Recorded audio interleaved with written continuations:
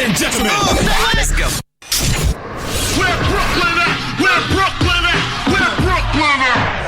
Well, actually, I live in Delaware now, so does that make me a Delawarean? Sing it, girl.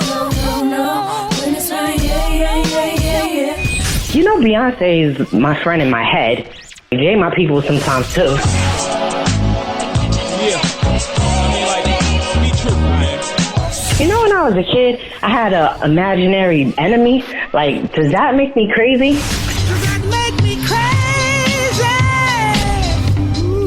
Life as P, presented by Say What Radio. Hey guys, what the deal? Welcome to Life is P. I'm your host, Phoenix Ash.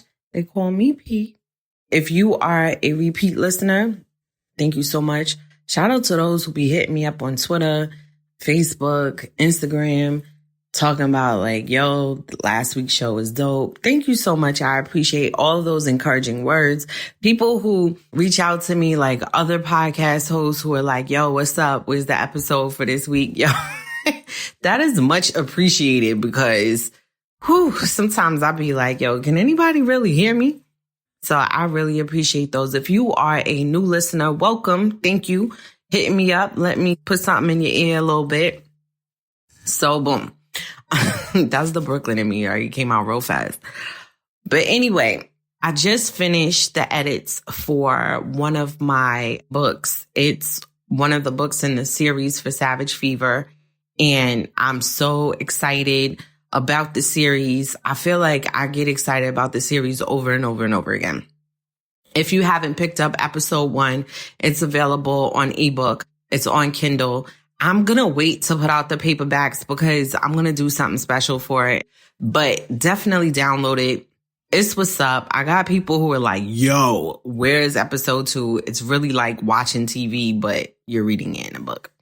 But anyway, what I wanted to talk about was this rekindling of the butterflies for the craft. And I feel like when we are chasing our dreams, chasing our passion, being entrepreneurs, whatever, even if it's just the dream job, like you're an accountant or you are a teacher and this is something that you've always wanted to do, sometimes the grind gets a little stale.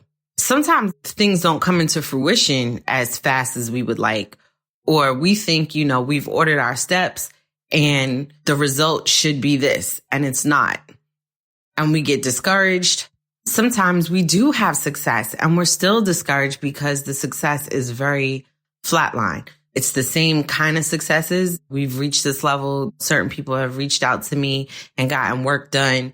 I don't know if you know, I have like a side business. I do synopsis for a lot of other authors. For a while, it was kind of dry and it was like I would only get 2 requests per month.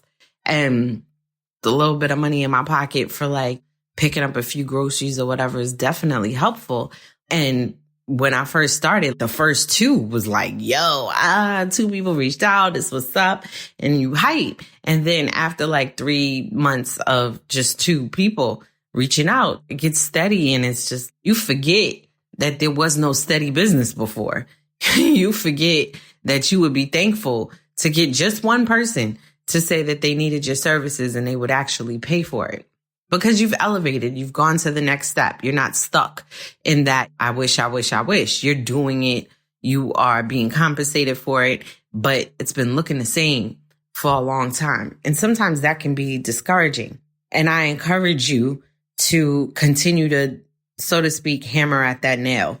Just keep going, because it's sort of like a relationship where you've been with someone for a very long time and you've fallen in love. And at first you have these butterflies and you're like, oh my God, this person is so amazing. At least for me, that feeling is very similar to when I first made that decision that I'm going to become who I'm supposed to become, that I'm going to write professionally. I'm going to be an author. I always was a writer. So I don't want to say to become a writer. I've always been a writer. It's who I am. I've been writing my entire life. But to be a published writer was something different for me. And that decision to chase that, to make it come into fruition, that was so exciting.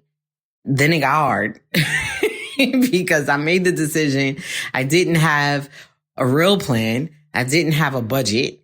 I didn't have resources or knowledge of resources, but somehow I got through and I made it happen. But that initial decision was just so key. It was so exciting. And then that first book that I published, same thing. And the first book that I published, Long Neck Bottles, is a nonfiction book. The first fiction book I published, which is really my wheelhouse, is In Her Makeup, which I'm still incredibly proud of. In Her Makeup. I think it's a wonderful book. Of course I do. I wrote it, which is why it's on Audible and all that stuff. But putting it out, it's like, oh my God, I'm so in love. And see, like already I've been able to give you 3 different instances of the same journey that I was excited with the butterflies. And the reason why I can give you those things is because the butterflies come back. I know sometimes it gets stale. I know sometimes you get tired. I know it's like, how long is it going to keep steady like this? And we forget to be thankful for the steady. I know that it's all of that. But if we keep at it and we keep going, those butterflies come back. We have different milestones that say elevation isn't always planned to the detail. And I say to the detail because we're putting in the work. We plan on elevation, right? Because we're putting in the work. We're doing everything that is supposed to take us there, but it may not take us there the exact moment, that exact day and time that we think that once I turn this in, I'm going to execute this elevation. It doesn't always happen like that. And sometimes we have to revisit that, what we think is the end point or the entry point to elevation.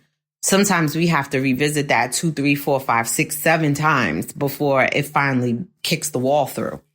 But it happens. You do knock the wall down. You do get the butterflies all over again. I was stuck in a rut. It took me so long to get through episode 2 of Savage Fever.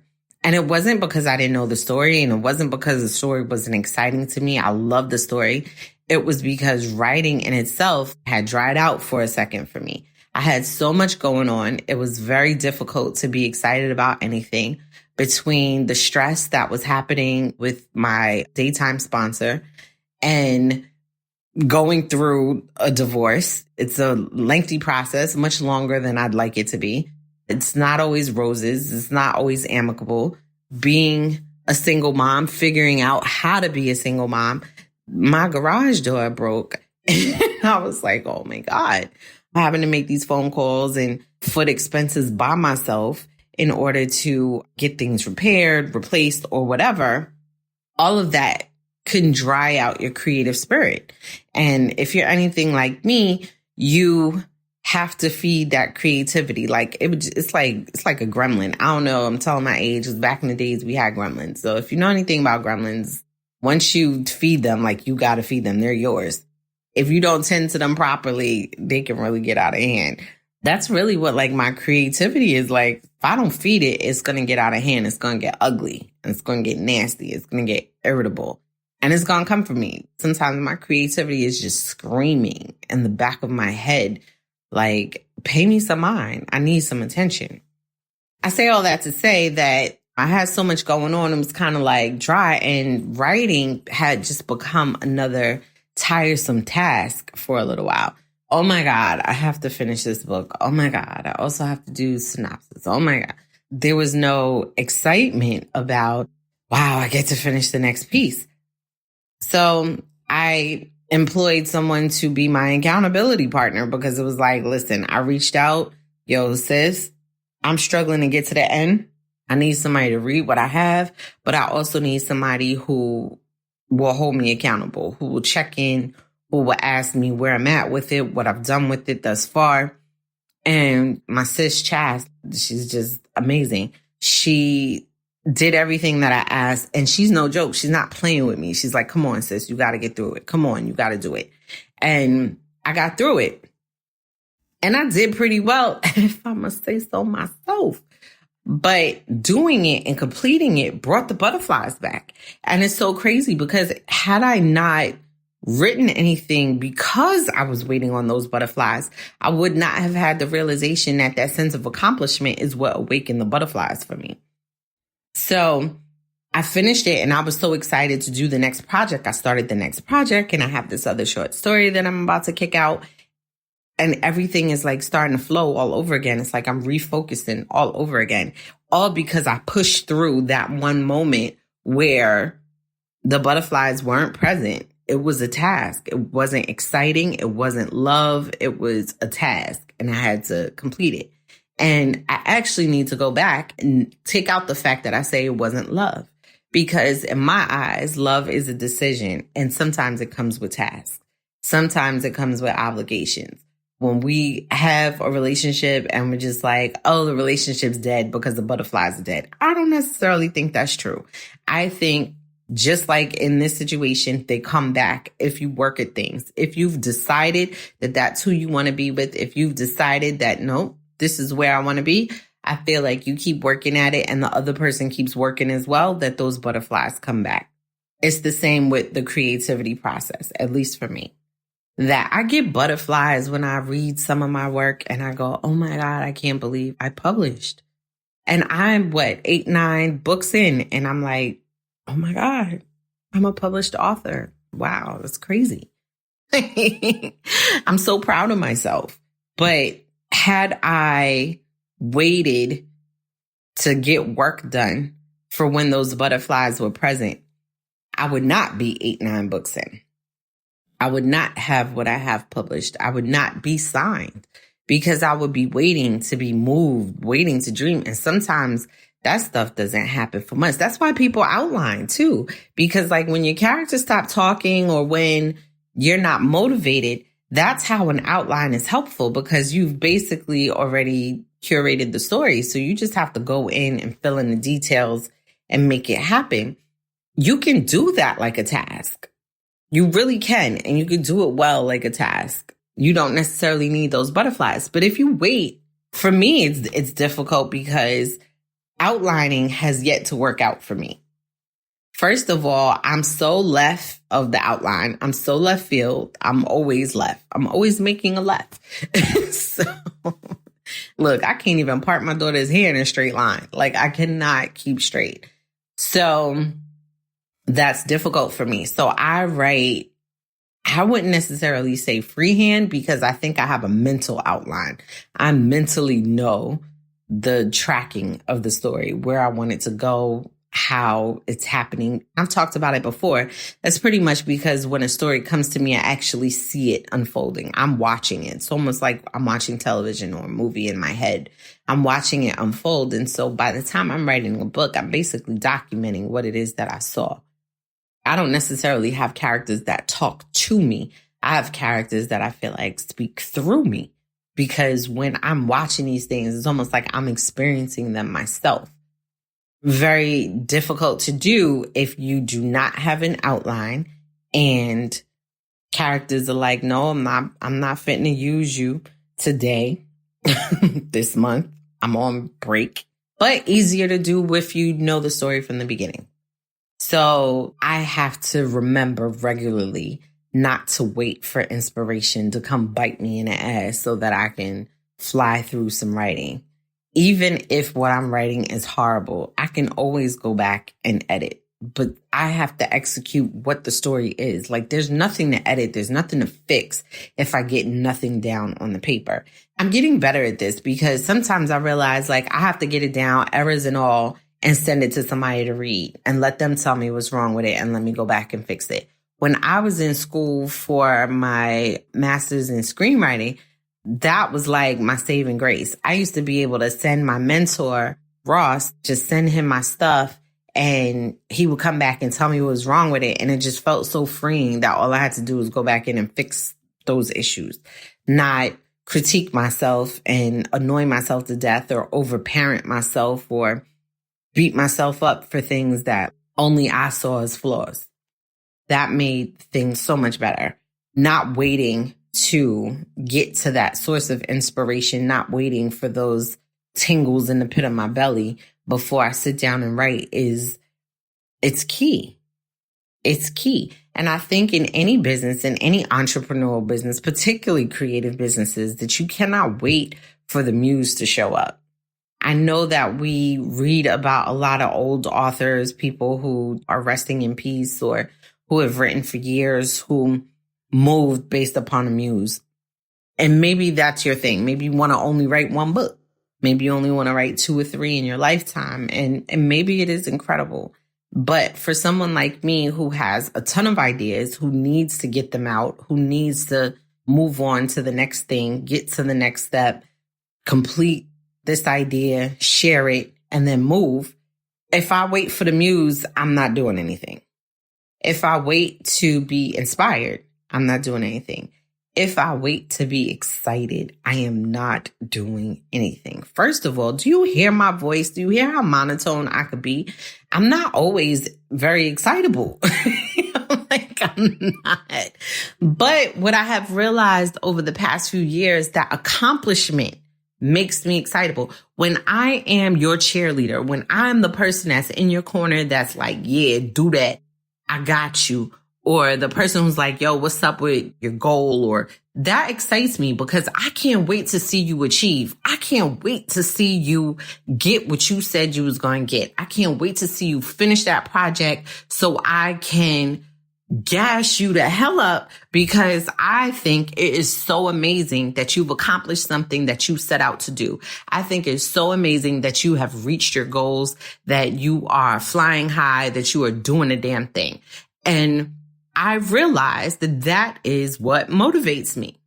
I create the butterfly by doing the accomplishment. The butterflies don't come before the accomplishment in a lot of instances for me.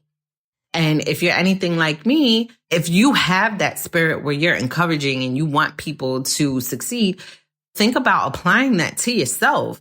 When you succeed, for a lot of us, it excites us to go do another thing. You know, serial entrepreneurs, a lot of them, when a business succeeds, it's what pushes them through the instances where nothing is succeeding, but they're like, but I've done it before, so let me get on the other side of that, because one of these things about to pop.